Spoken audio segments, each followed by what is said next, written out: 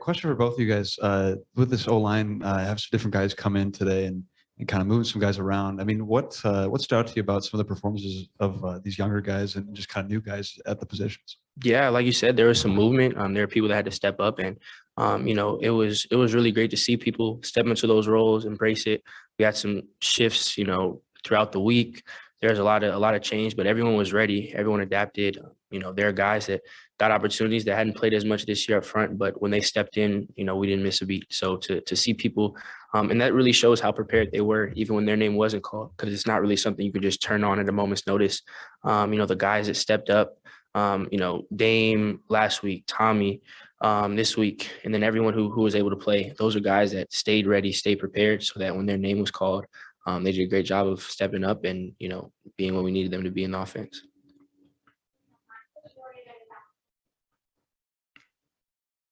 One of each, if I could. For Bryce, first, you completed the first 13 balls of the game. Is that something you're conscious of? Is that something you're thinking about when you're in a rhythm like that? No, not at all. We have that, we talk about that all the time, having a next play mentality, whether it's positive, negative, whatever it is. Whatever happened in the past, you have to learn from it and obviously get whatever information from it you can. But the result, you don't think about that. So for me, it's just having that next play mentality, and then you have to try to be successful in each play. So whatever happens in the past isn't really on my mind. And for Brian, did the 63-yard touchdown, did that feel good? Was that something that kind of a statement after last week's running performance for the whole team? Yeah, I can't say that it felt good, just to see that opening, just to see that, the offensive line, they're still working, regardless of, the outcome, always trust it, and just, when you get the opportunity, you just got to take advantage of it. Bryce, how's your progression or your chemistry with Jameson Williams progressed throughout the season? Because it seems to get stronger every game. Yeah, JMO's someone who works super hard. Someone that I can, during the week, is someone who really gives really good effort. Hits really good, like GPS numbers, all that. So when you see someone working that hard, it's easy to kind of build that chemistry throughout. When he first got here in the off season, then it just keeps you keep getting logged reps, game reps, practice reps, week in and week out, and it makes the timing, the chemistry a lot easier. So, as we keep getting reps and keep improving, keep growing, we're both kind of pushing each other, challenge each other to be better and our best versions of ourselves. This is for Bryce. You went to Jaleel Billingsley on back-to-back plays. The first was it was a drop. The second, he caught a touchdown. How have you tried to stay positive and motivate Jaleel and Cameron Latu? Because they got off to good starts during the year and then kind of hit a lull. And you went back to him. I thought it was big today to maybe get Jaleel's confidence back.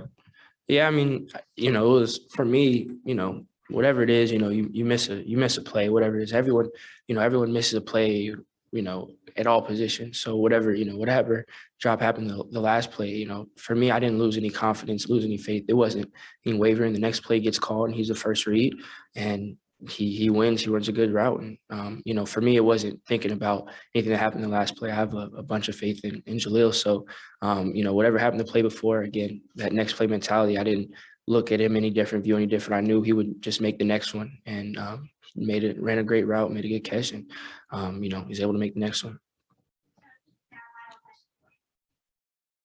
Brian, Trey Sanders tied a career high with 12 carries. Just what have you seen from him, just from both a patient standpoint and also a perseverance standpoint, still coming back from the injury? Well, what I've seen with Trey, that guy's tough. He's overcome some big time situations in his life, and he's just stayed positive.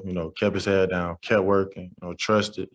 And and I stay with Trey, and I just let him know, man, you never really know, when your opportunity gonna come. You just gotta, prepare yourself for it, like all throughout the week. So, when you get a chance to carry the ball, career high, you're ready for it. You fulfill the moment. That's the biggest thing with Trey. Just keeping him motivated and just keeping him moving in the right direction.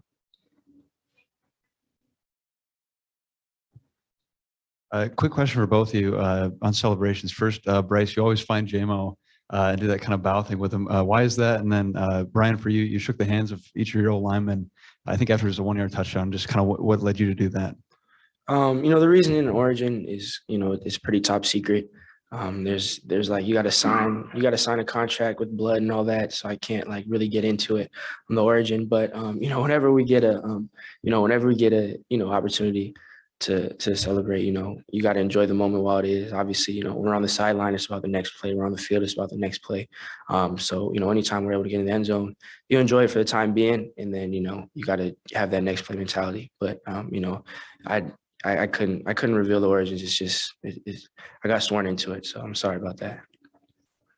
Yeah, the reason I shake all my O linemen, and it don't matter if it's a good drive or a bad drive. I make sure I go, and let my O line know that I appreciate them for all the hard work they put up front. I can't do anything without them, and I just want them to know, that I deeply appreciate, all the hard work that they put up front. So, when I get a chance to get in the end zone, those first guys I want to, thank and appreciate, for working so hard, to help me get in. Record.